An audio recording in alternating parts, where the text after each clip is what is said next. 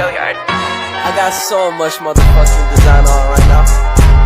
Break it down, bring it back, make it clap. I got 3 old thoughts, new block, where that dick. Bitches on my line, and you know. Assalamualaikum warahmatullahi wabarakatuh. Yang terhormat Bapak Dosen Dr. Johan Setiawan MPD sebagai dosen pengampu mata kuliah Ilmu Sosial Budaya dan Dasar, kami dari kelompok 1 ingin menjelaskan materi yang bertemakan manusia sebagai makhluk budaya, problematika kebudayaan, serta gagasan alternatif pemecahan masalahnya.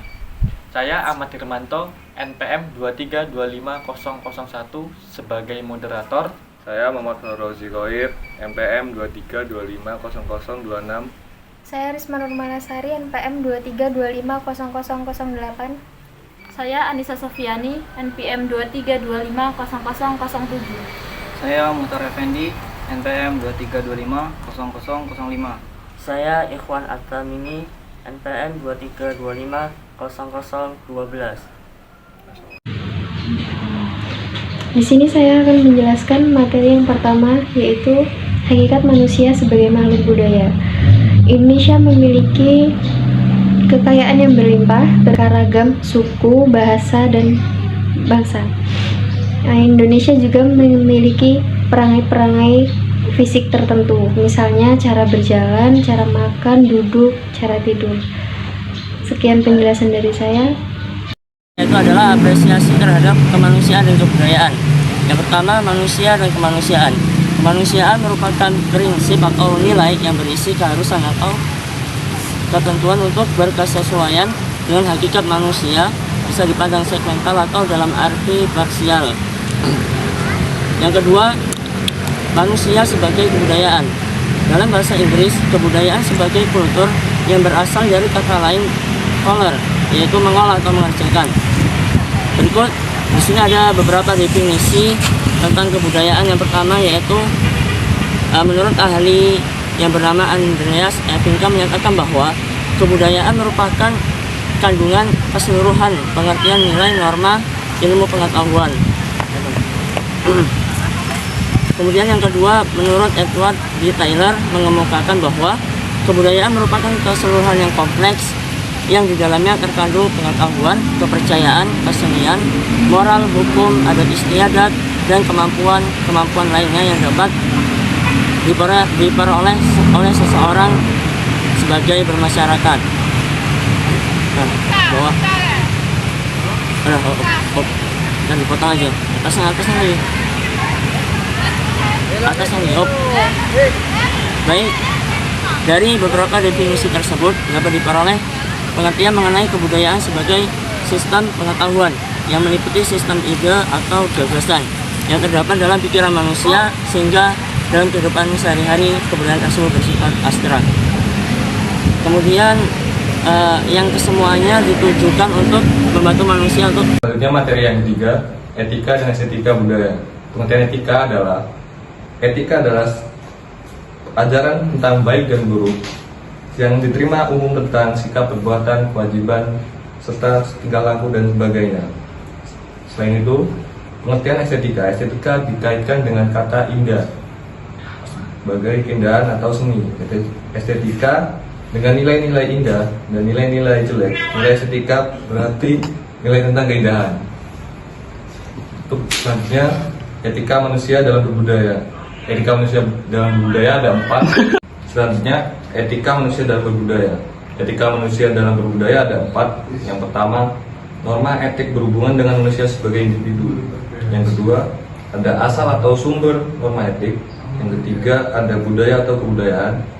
Yang keempat, norma etik atau norma moral menjadi acuan manusia dalam berperilaku. Saya akan menyampaikan materi yang keempat, yaitu dengan judul memanusiakan manusia. Konsep memanusiakan manusia merupakan bagian dari humanisme. Humanisme sendiri berasal dari kata bahasa Latin, yaitu humanus, dan mempunyai arti kata homo, yang berarti manusia. Konsep memanusiakan manusia merupakan bagian dari humanisme. Humanisme sendiri berasal dari kata bahasa Latin, yaitu humanus, dan mempunyai arti kata homo, yang berarti manusia. Kata memanusiakan manusia yang lebih mendasar memiliki arti memanusiakan manusia yang memiliki cita-cita sama, ingin selalu dihormati dan dihargai. Dihargai yang dimaksud dalam konteks ini adalah memberikan apresiasi kepada hasil karya seseorang terlepas dari segala kelebihan dan kekurangannya. Memanusiakan manusia sendiri dapat tercermin dan dilakukan lewat perilaku sehari-hari kita. Yang pertama contohnya yaitu saling menghormati dan menghargai. Seperti yang dijelaskan sebelumnya, nilai utama memanusiakan manusia pada dasarnya adalah menghormati dan menghargai sesama tanpa memandang perbedaan yang ada. Contoh yang kedua yaitu menolong orang yang sedang kesusahan. Membantu orang lain yang sedang membutuhkan tanpa pamrih menjadi salah satu contoh sikap memanusiakan manusia yang dapat diterapkan dalam kehidupan bersosial. Materi yang terakhir, problematika kebudayaan. Kebudayaan yang diciptakan manusia dalam kelompok dan wilayah yang berbeda menghasilkan keragaman kebudayaan. Setiap persekutuan manusia, masyarakat, suku, atau bangsa memiliki kebudayaan sendiri yang berbeda dengan kelompok lainnya.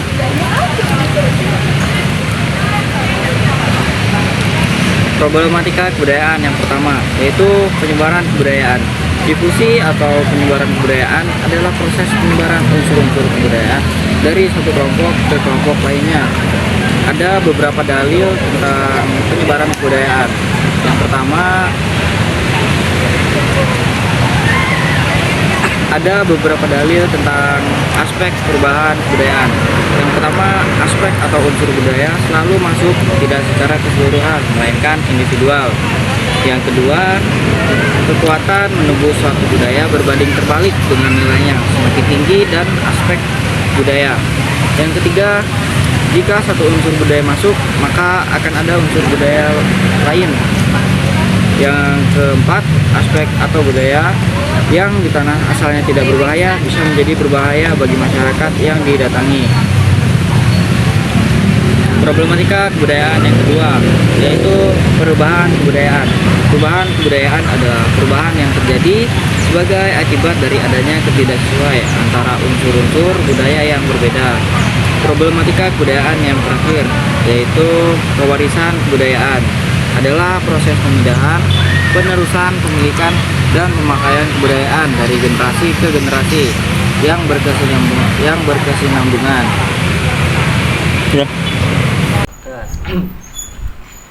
Demikianlah materi yang sudah kami sampaikan dari kelompok 1. Apabila terdapat kesalahan maupun kekeliruan, kami mohon maaf yang sebesar-besarnya. Kami akhiri. Wassalamualaikum warahmatullahi wabarakatuh.